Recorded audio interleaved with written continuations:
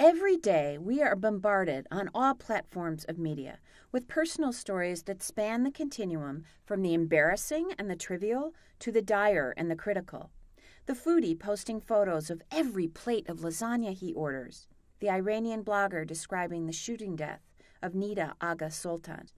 Authentic narrative is the glue that connects people, providing a compelling reason to keep reading. It makes the personal universal, transcends the individual, and makes a story timeless and humanistic. How, as a journalist, do you ask the questions that yield this type of narrative? You have to know what to ask of whom.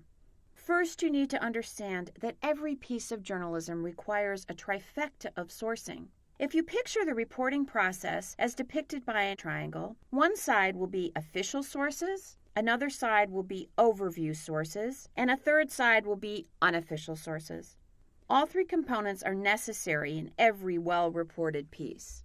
The first side has official sources. Those are the people with titles and expertise who own the company, are spokespeople for the movement. They tell you the numbers and the answers to how much, how many, where, when, and who. A second side of the triangle includes overview sources.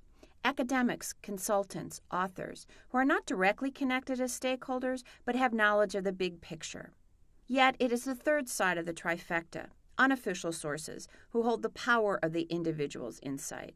This is where you can find the why, giving consequence on the event, trend, phase, or idea, and what it means on a soul level to someone affected by it.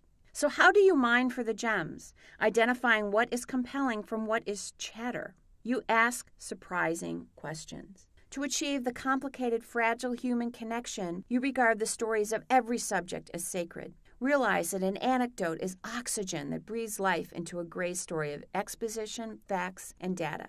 What the surgeon did at home the morning he operated on a woman's brain tumor. How it feels to dream and train for the Olympics for a lifetime. There are times when it is important to convey information quickly, to present bulleted facts and updates, when a situation is urgent, when action is required now, when you need to know where the tornado will hit, how fast the fire is spreading, and if it will reach your home today.